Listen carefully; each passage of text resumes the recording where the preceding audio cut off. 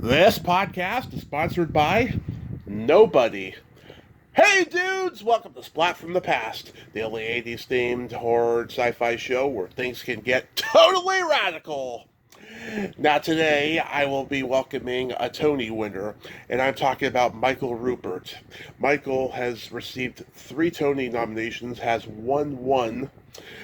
He performed on Broadway in The Happy Time, Sweet Charity, for which he eventually did win, and he also was nominated again for Falsettos. He played Pippin for a couple years on Broadway, did not get a nomination. I'll never understand why.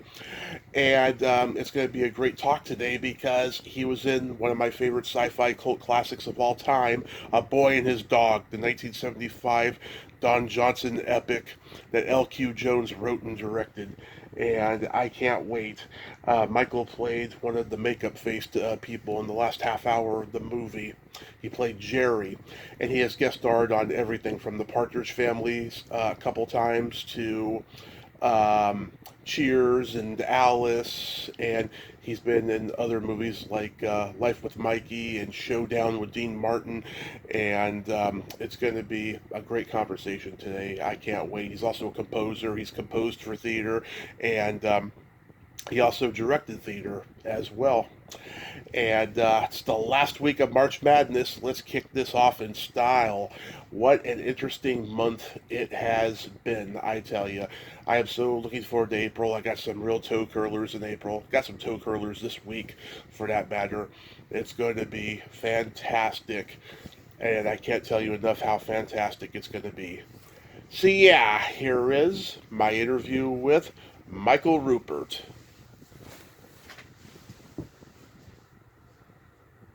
Hey, Michael, welcome to the show. How are you today, sir? I'm very good. How are you? I am fantastic. This is such a great honor. Thank you so much for taking the time today. Oh, absolutely. I look forward to chatting. Absolutely. So, going back in time, did you gravitate toward acting like early on in your childhood? You know, I really did. I guess, when I was a little kid, I, of course, was like the class clown at school. Yeah. I was very outgoing, and I just, and I think I really, I started singing when I was a little tiny kid. I could carry a tune by the time I was like 4 or 5 easily, and I knew, really, I knew by my, by the time I was 10 or 11, I really knew that I wanted to, maybe do some stage stuff, and I did. My parents were very supportive, which was very terrific. They thought, oh, it's of course at that time they thought, well, this is a great hobby for Michael to have when he's a little kid. Excuse me. And then I just kind of started doing it, Absolutely. Did you get involved in school plays and community theater? I actually didn't. Well, I because of the weird thing, I grew up in Los Angeles, and because of geography, when I really started, I started already at a more professional level, Yeah. Only because, again, in Los Angeles, we had some children's theaters that were actually, more professional kind of theaters. I mean, the directors were professional directors, and a lot of the kids, that I worked with, some of them went on to have careers. So simply because of geography, I was able to kind of start not like if I grew up somewhere in Indiana or something where you start in community theater or, plays in high school. Of course, in school I did a few plays, but, by the time I was like 11, 12, I did my first professional play at the Pasadena Playhouse in Pasadena. Nice. from there, doing that play, I actually got an agent. I mean, an agent, who handled a lot of young kids in the business at the time, like Jodie Foster. Wow. I mean, she was like Jodie's agent way back in the day. She came to see the show and asked me and my parents if she could actually, represent me and send me out for real professional jobs. Mm-hmm. So really, by the time I was 12, I was already starting to work professionally as a kid in Los Angeles. Yeah, according to IMDb, your first TV show you guest starred on was My Three Sons. Now, I've met and talked to Stanley Livingston. He's a great guy. How was that experience? Well, it was a long time ago, so I don't really remember it that well, real well. Mm-hmm. But it was. I remember having a great time. I loved being on a television set. Mm-hmm. And again, when you're 12 years old, you're just kind of a kid having fun. It's not like, I thought I was doing any really hard work or anything. It was just like, oh, I'm gonna go be on a TV. I'm gonna go and be on My Three Sons. How cool is that? Yeah. And I remember just having a really good time with the other, with like Stanley, and the other kids on the set. There were 3 or 4 of us, as I recall, in the episode, and I decided right then and there that this is what I think I really want to do, And as I say, my parents at the time, because my mother actually had to, come. You have to have a parent or a guardian on the set with you, Right. and so my mother. Who at the time was a housewife, she wasn't starting to work quite yet. She just, she came to the set and stayed there with me all day while we, shot this thing. And both she and my dad, again, were very supportive. But again, the point is they kind of thought like, well, this is something that Michael will do while he's a kid, and then he'll go to college and become a dentist. Yeah. And they really thought it was what's going to happen. And Michael maybe can make a little money, and we'll put that in his college fund, and then he'll go and do something else. Yeah. So at the age of 16, you get cast in the Broadway production at the Happy Time, and you get your first Tony nomination. Were you stunned? Yeah. I mean, it was very exciting for a 16-year-old. This too is exactly the moment when I think, as my parents and my sister were sitting with me at the Tony Awards, I think that's the moment that my parents thought, like, uh-oh, maybe Michael isn't going to do this for just a hobby. Yeah. Maybe this is maybe this is for real, Mm-hmm. because there I was, being honored with a Tony nomination as a teenager, and my dad said to my mom, I think Michael has some talent here, I guess. I mean, it's funny because, again, my parents, even though we were from Los Angeles, and certainly there's a lot of, it's a center for show business. Right. My parents were not showbiz kind of people at all. Right. They were not really into it, and though again they were very, they backed me all the way when I wanted to do it as a kid, and then again, suddenly my mother having to move with me to New York to do a Broadway show, while I did a Broadway show, that was a very big deal for my parents, because my dad and my sister stayed home in Los Angeles. So, they really were supportive, That's great. Yeah. I mean, you were in a very unique position there, being as young as you were and getting that Tony nomination. Yeah. It was quite exciting. Yeah. You got to work with Robert Goulet, Charles Durning, David Wayne, who played the Mad Hatter on Batman. I mean, I'm sure you got to learn a lot from those guys. Yeah, they were really, it was really an amazing group of actors, and I remember I used to watch some of them in rehearsal and just see how good they were, Mm-hmm. especially Charlie Durning. Charles Durning played my uncle in the show, Right. and he didn't even have that big a role in the play, but he would come up with some of the, these little bits of business for his character that were so specific and so good, and I think I've always taken that away with me, Yeah. And again, Goulet was just, truly one of the nicest people I had ever, met in my career or life. And he was just he kind of treated me like a little brother, like, he used to kind of knock me around a bit and tease me a lot, Mm-hmm. Yeah. But we had a great relationship. David Wayne was, a bit more standoffish, and I don't mean that in a bad way. Mm-hmm. It's just that he was a real professional. I mean, he didn't really, hang out with anybody very much, and he was just really focused on doing his work. Right.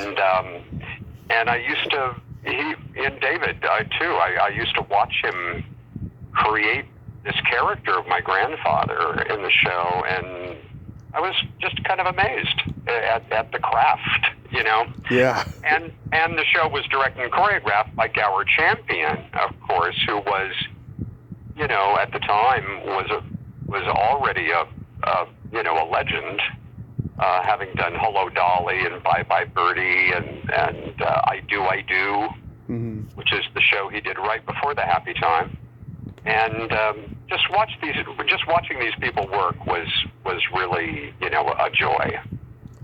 Now, you did Pippin for a few years on Broadway. How did you not get a Tony nomination for that? Well, because I was a replacement. I didn't originate the role. Okay. John Rubinstein originated the role of Pippin. And after The Happy Time closed in New York, I went back to Los Angeles and continued working there, doing lots of TV and doing some theater in LA. But I knew I wanted to get back to New York. I wanted to get back on Broadway. And so I knew the casting director, Gordon Hunt, Mm-hmm. who was Helen Hunt's father. What's that? Helen Hunt's father. Yeah, Helen Hunt's dad. Gordon was the casting director at the Mark Taper Forum in downtown LA, Mm-hmm. where I had done several, 2 or 3 plays, that he had cast. And he actually was helping Bob Fosse find someone to replace John Rubinstein as Pippin. Mm-hmm.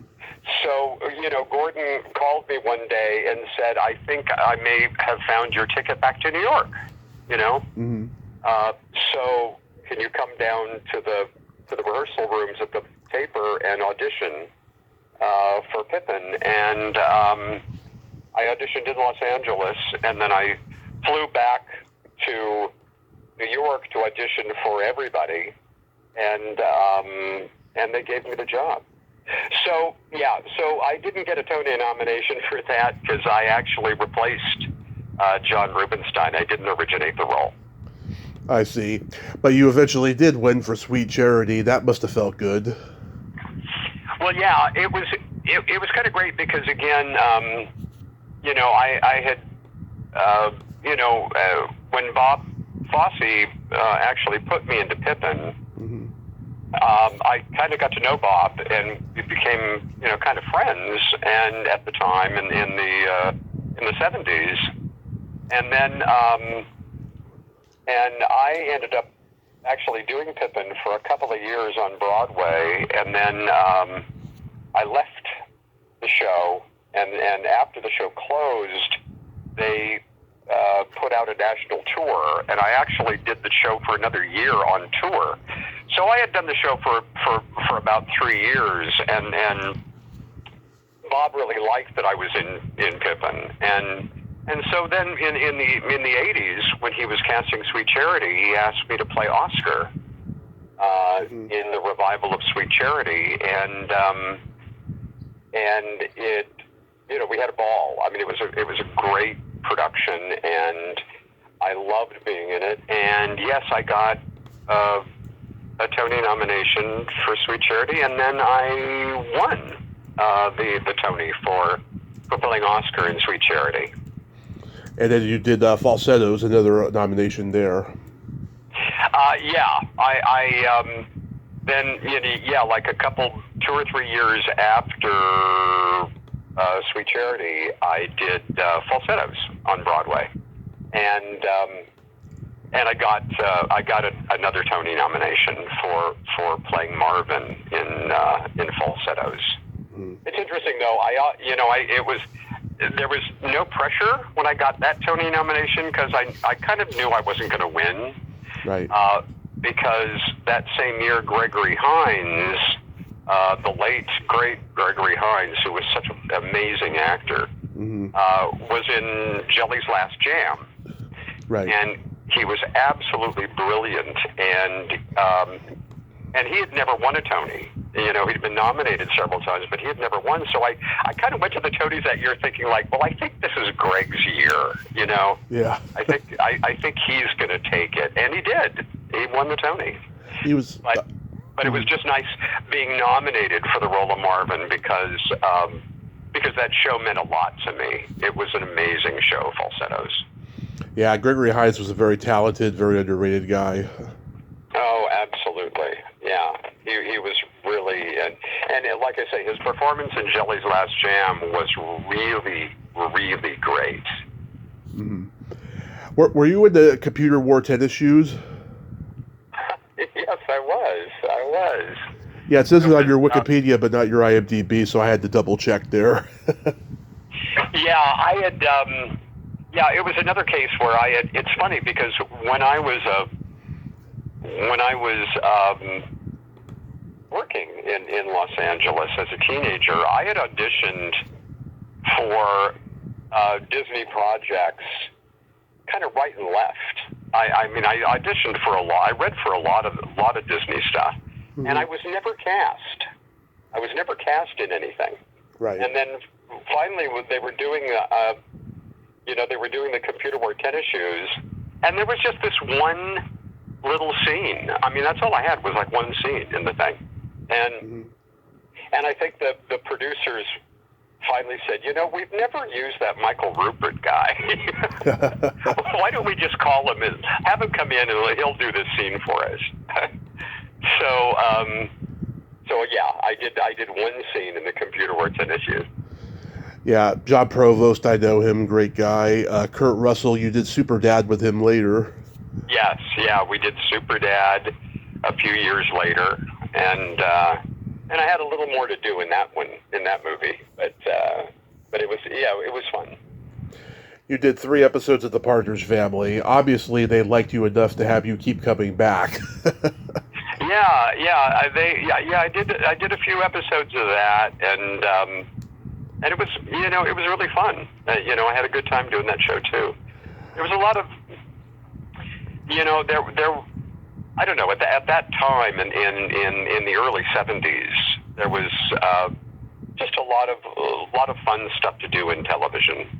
Oh, yeah. I wasn't doing any really serious, hard kind of roles to do. It was just like, I got to be honest. I mean, a lot of it was just pretty silly stuff, but I had a good time. That campy, silly stuff. Yeah. The first was the Michael Montequin episode. He's a Lothario that Laurie goes out with. This is before he was on The Rookies, of course. Yes. And then the second one, you and Gary Morgan are teenagers. I've talked to him, nice guy. He looked like Robin Williams on Mork and Mindy in this episode with those rainbow suspenders and that curly fro he had. Oh, yeah, sure. That's funny. And then the third one was the twins episode. You're the waiter, and I think you had a crush on Lori, and you were kind of jealous. And they order a double hot fudge sundae, and you're like, "You want matching spoons?" Yes, that's amazing. You know this stuff. That's fascinating. I owned every episode of the Partridge Family on DVD. I got the complete series. Oh, that's so funny. Yeah, I haven't seen those shows in so many years. It's been a long time. Yeah, I mean, I got to see them on Nick at Night when I was a kid, and one of our local UHF stations had it. I've always been a Partridge Family guy. You guest starred on the Waltons. How was that experience? It was good. It was interesting because it was first of all, just for me, it was the first time I had played a really serious role in a show. It wasn't just kind of fun sitcom-y stuff. I mean, it was the Waltons. Yeah. The kind of odd thing about that shoot was the Waltons, when I did that episode, the Waltons had not really even aired yet. It was before the first season ever came on the air. They shot maybe about four or five episodes before it finally aired, and so they didn't quite know what the show was going to be. You know, there was a lot of back and forth amongst the writers and stuff about, should we do this? Should we change that? Should we, because of course the Waltons went on to be a huge hit. Right. But at the time I was working on the show, the time I guest starred on that one episode, it had not aired yet. The show had not. Nobody in America had seen the show yet. It was brand new. So they didn't know if the show was going to be a success or if it wasn't. So, to be honest with you, there was a bit of tension on that set, as I recall. Yeah. Only because here they were taking a real chance on something, and as with any creative endeavor, when they don't know what's going to happen with it, they're all a little nervous. But I gotta tell you though, as nervous as I was being on that set again, because it was a good-sized part. I mean, it was a big role in that episode, and again, I had to do some kind of a few scenes that were quite heavy for me. Richard Thomas, who played John Boy, I remember this so clearly, like maybe on the second day of shooting, he could tell that I was a little nervous, and I gotta tell you, he, just kind of sat me down and talked to me about how I should relax and not worry about anything, and he said, none of us here really know what we're doing right now. None of us do. Because, again, the show hasn't aired yet. We don't know what the reaction will be. So, Richard Thomas really was very kind to me.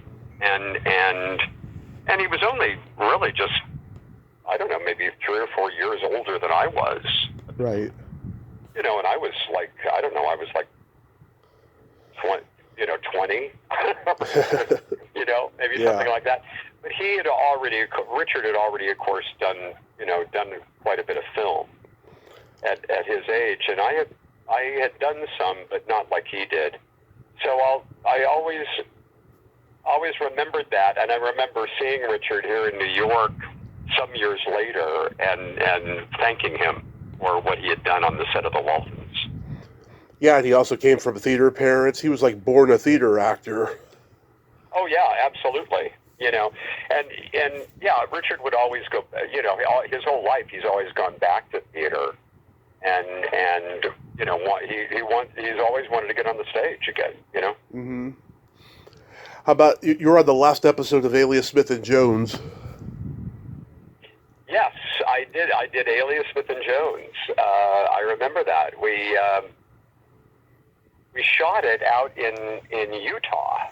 I remember. Mm. It was out in a little town called Moab, Utah, and I had it was really fun. I had a great time. I got to ride horses, you know. Yeah. And it was just a lot of fun being in a Western, because it was like the first. Excuse me. Mm-hmm. I did a couple other Westerns after that, you know, just little parts. But it was the first time I'd done a Western. It was fun. Yeah, like you did Showdown with Dean Martin. Yes, yeah, I did Showdown. Rock Hudson. Yeah. Yeah, did you get to work with those guys? No, I actually never met them. You know, in the couple of I only had a couple of scenes in the movie, and they neither of them were in the scene with me, so I never got to meet them. Yeah, you played the bellboy. I never actually saw the movie. Really? I don't think I ever went to see Showdown. Now that I think about it,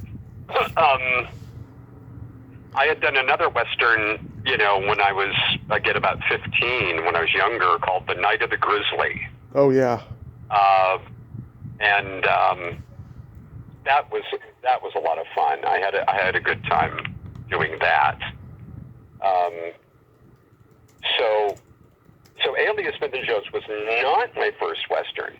It was the first time I got to ride a horse. Yeah, how was that? Did you fall off or anything? I actually didn't. Well, I'd ridden horses every now and then out in the San Fernando Valley, Mm-hmm. you know, in down in LA. So I knew kind of how to ride, but I'd never done some of the more, some of the harder riding that I had to do in Alias Smith and Jones. So that was a little scary at first, but no, I never fell off the horse. Oh, that's good. Yeah. Were you in Time to Run? I was. The only thing I remember about that movie was I was in a lot of pain through the first few days of shooting that movie, because I had just had my wisdom teeth out. Right. Which was not fun. You know, I mean, it was like, I just remember my jaw was really sore because it was healing up, and all I remember is, that's the biggest thing I remember from that movie was when I first went up. We shot a lot of it up, like in, I think, the Santa Barbara area, and I remember that I was just having to take painkillers because my jaw hurt so much from having my wisdom teeth out. Oh, wow. That's no good. Yeah. It was not fun. It was not fun at first, but it ended up being fine once the pain kind of went away. But at first, when I first got there, it was not fun. Yeah, this was a faith-based movie. I watched it a couple months ago because I had Randall Carver on. It was his only lead role. He's a nice guy. Yeah. It was done by some Christian company, I think. Yes. I mean, it really was like a faith-based movie. Again, it's another, it's so funny. That's another case of a movie that I was in that I don't think I've ever seen it. I don't think I ever went to see it afterwards, for some reason, or if they had a screening, I couldn't go because I was busy or something. But I don't remember ever seeing it, so I don't remember how it ended up. You know. Yeah, a lot of those faith-based movies didn't get wide releases, I think they were maybe just shown, during church events or something like that. I think so. I mean, I think it was that kind of, film where it would be shown at churches and that kind of thing.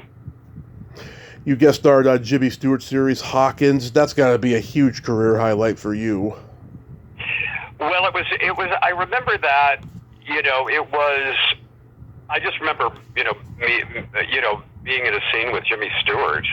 Just meeting him was, just pretty incredible. I mean, this was like a legend. I mean, it was James Stewart. I mean, he was just like, had been one of the biggest stars on the planet. Mm-hmm. And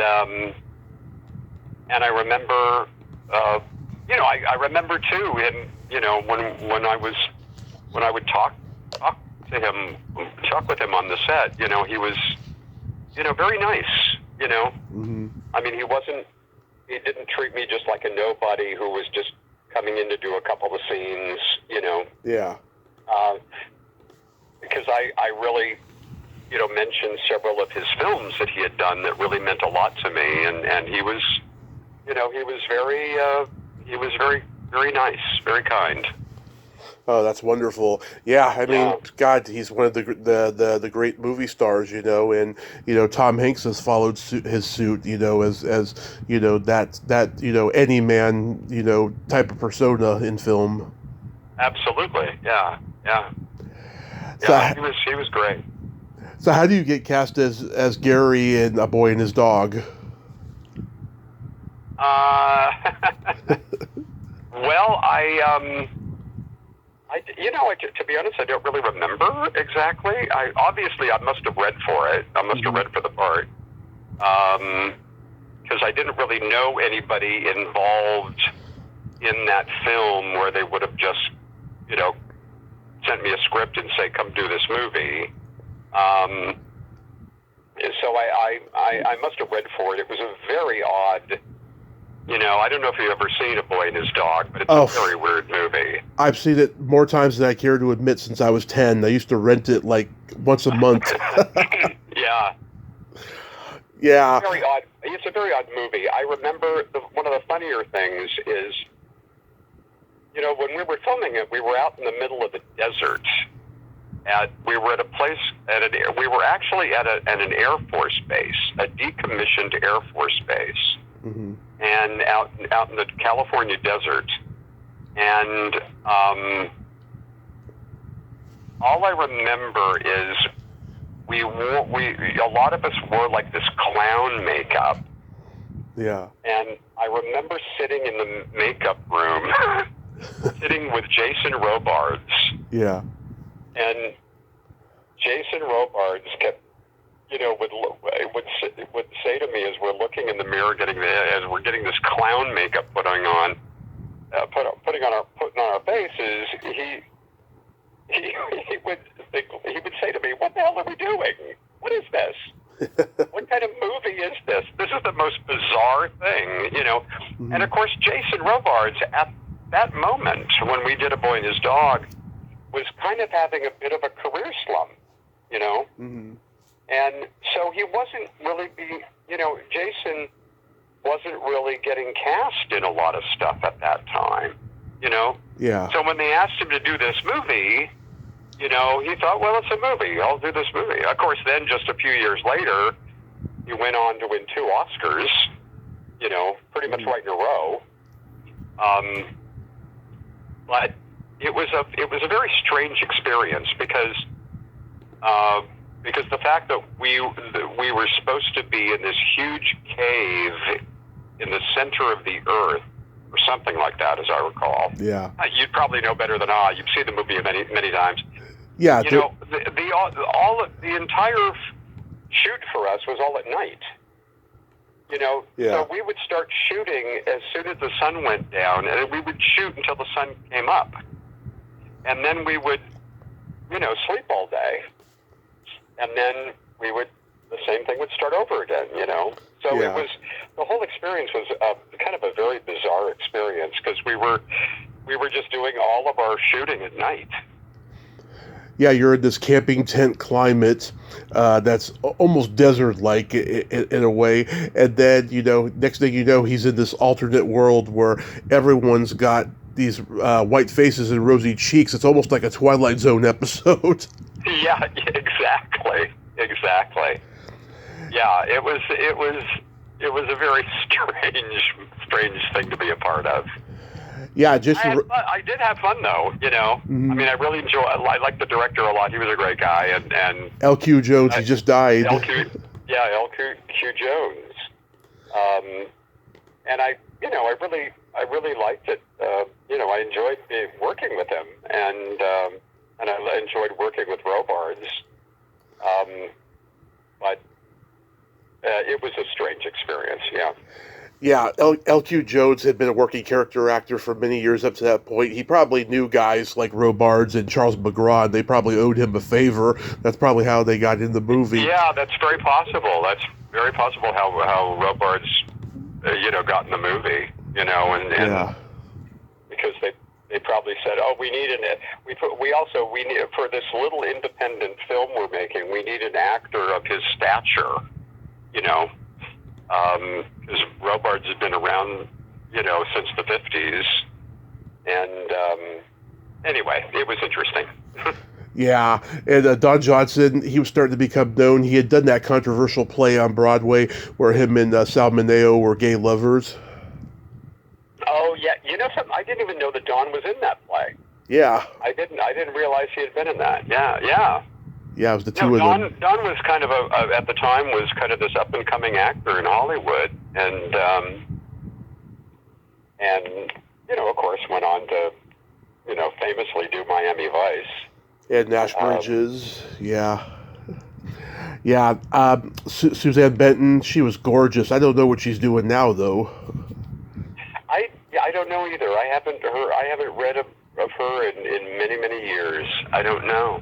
I have no idea.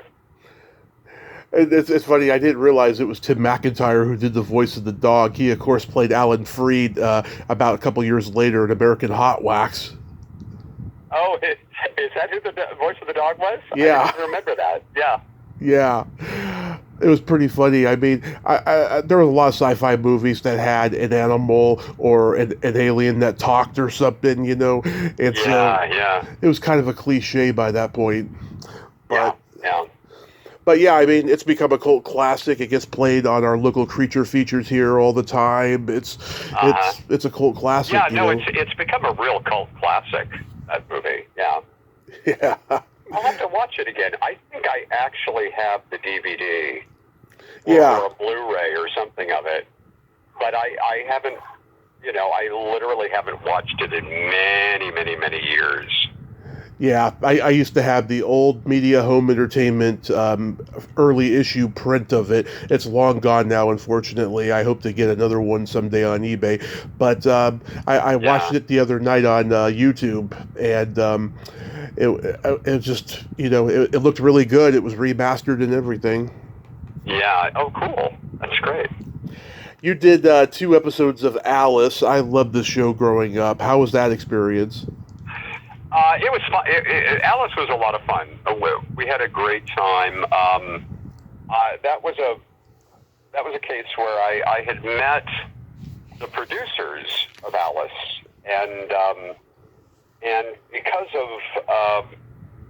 of March of the Falsettos, the first act of the musical Falsettos, which we did as a standalone musical. Because they had seen me in that,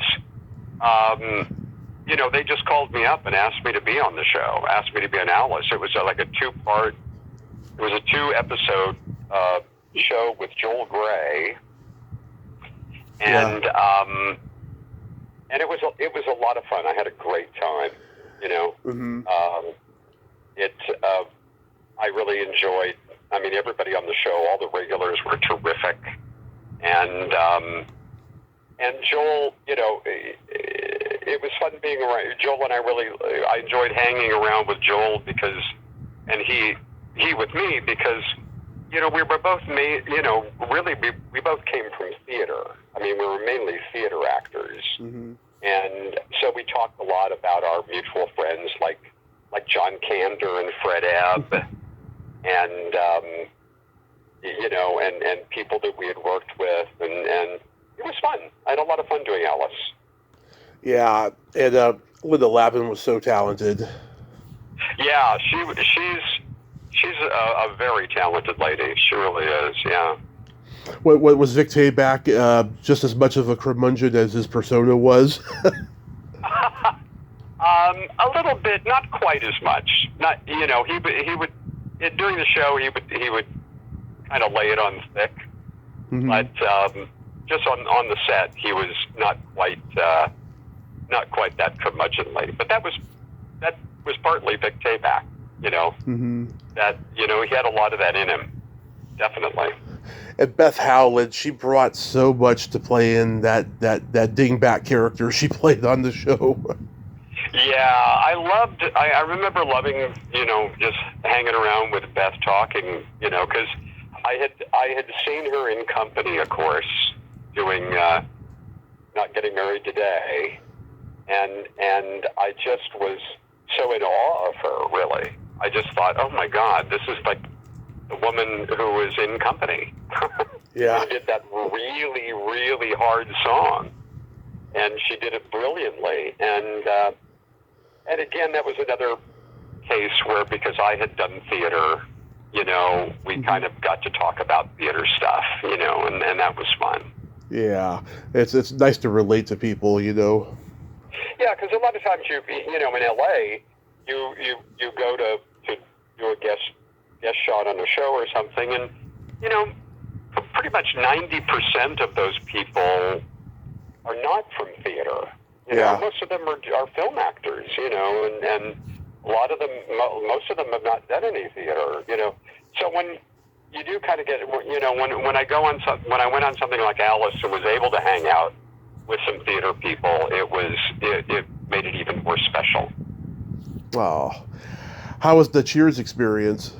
Well, that's funny. That was another instance of, whenever I would go out to Los Angeles during those years, I was really based in New York, Mm-hmm. but whenever I would go out to Los Angeles, if there was a part that I would be right for, Jeff Greenberg, the casting director, would call me in, to come read for the producers. And that was another case where I must have read for parts on Cheers about 5 or 6 times, and they never cast me. And that was another time where Jeff Greenberg said to the producers, "Oh, look, there's only this way. It's only one scene. Let's just give it to Michael Rupert, right? We never cast the guy." And the producer said, "Oh yeah, that's a good idea. Let's bring Michael in to do it." So I didn't even really read for the part. I just, got called. Jeff called me up and said, "Hey, you want to come be on Cheers, do a scene for us?" Yeah. And I said, "Yeah, absolutely." And it was just, I had one scene with Kirstie Alley, and I had a great time. It was fun. Yeah, I mean, at that point, the show was huge. It was like number one. Oh, yeah. Yeah, it was a mammoth success.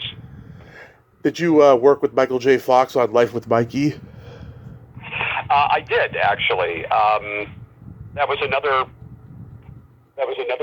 thing where, James Lapine, who had directed Falsettos, was directing Life with Mikey, and he actually just called up a bunch of, several of us, Mm-hmm. that he had worked with that he knew, and he said, come be in the movie.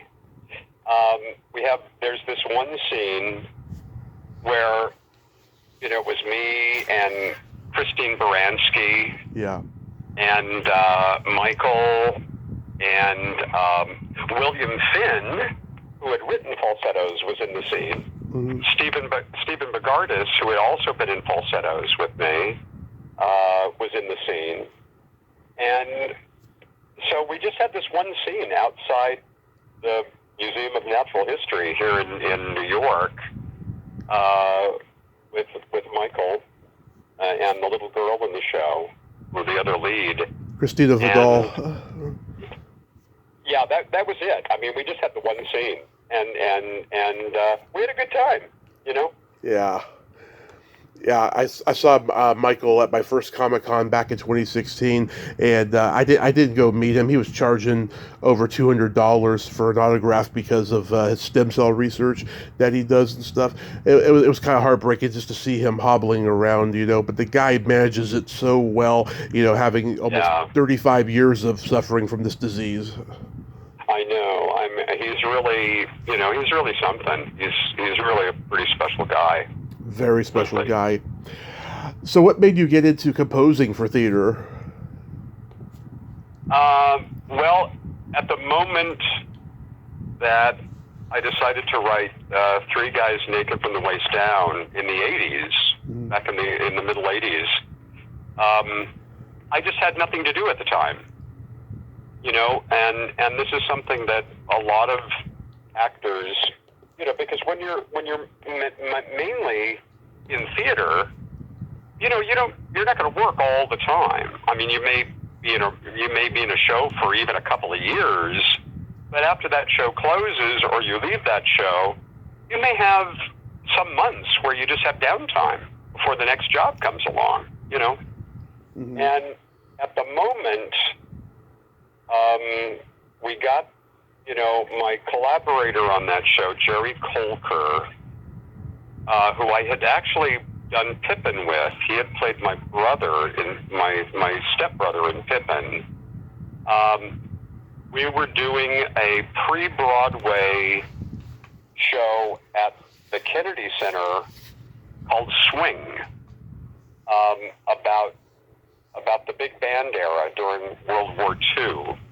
It's a show that never came to Broadway. It ended up closing at the Kennedy Center. Mhm. But Jerry and I, backstage,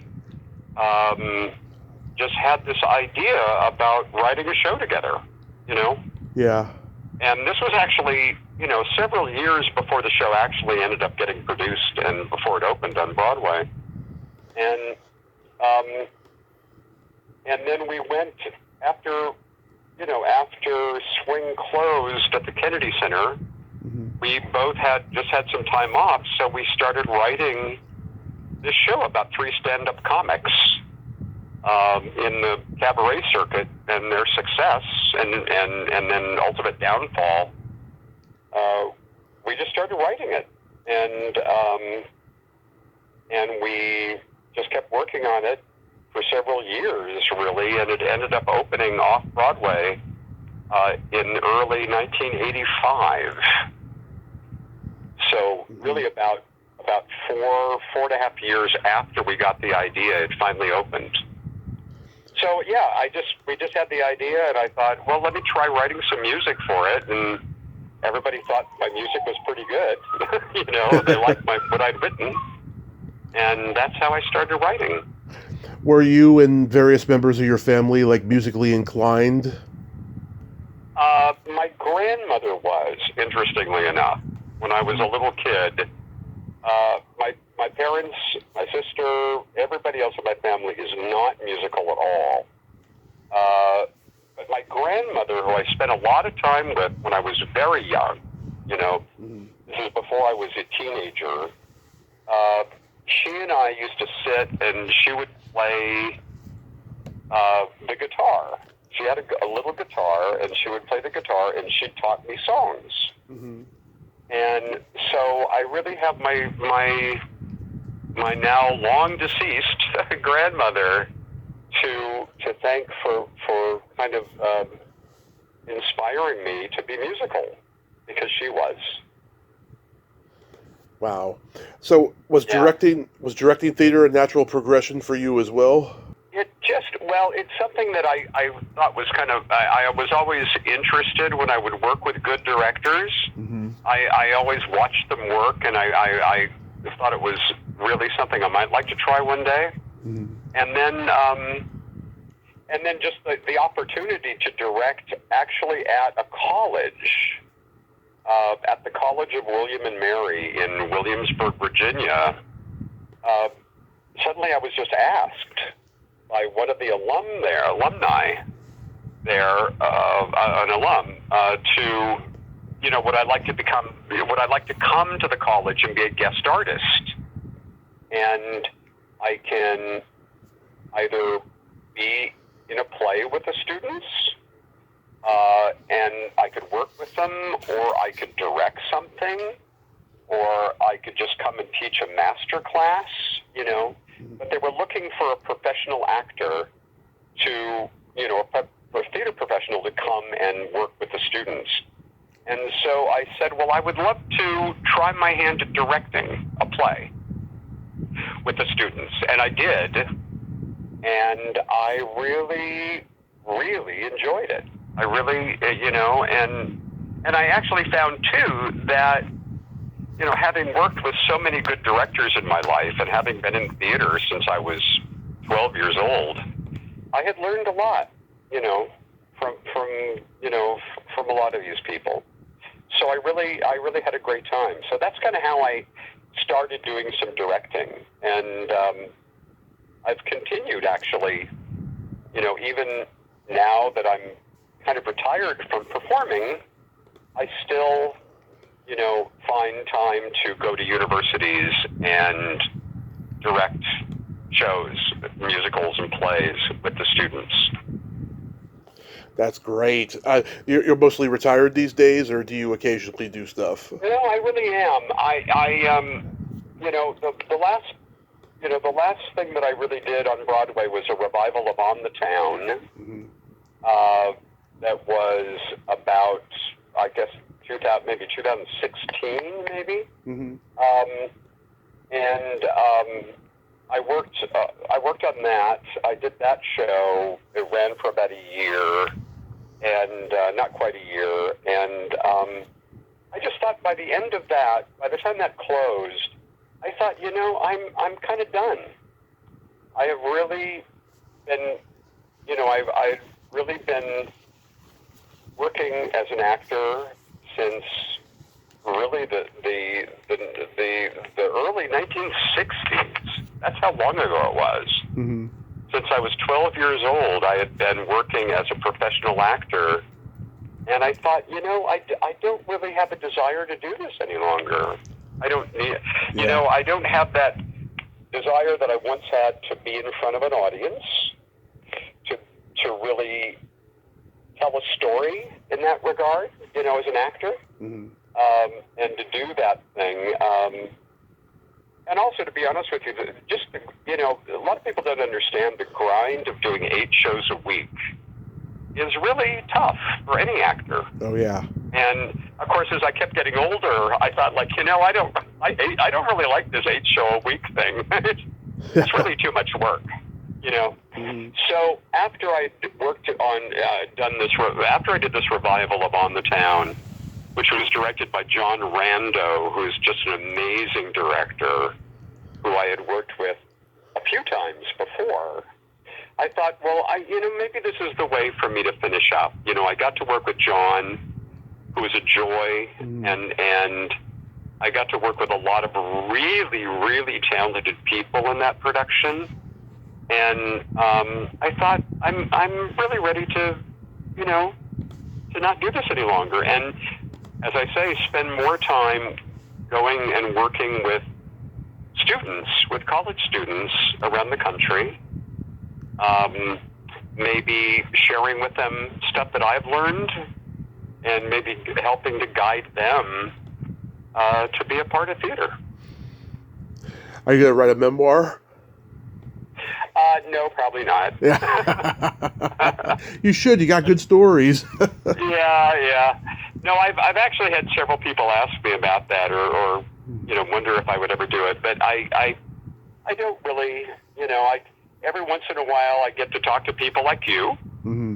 and I remember. I get it. It makes me, you know, helps me to remember things and moments that I've had that have been very special in my life as an actor. But I don't. You know, I haven't really given any serious thought to doing any kind of memoir, no. Yeah.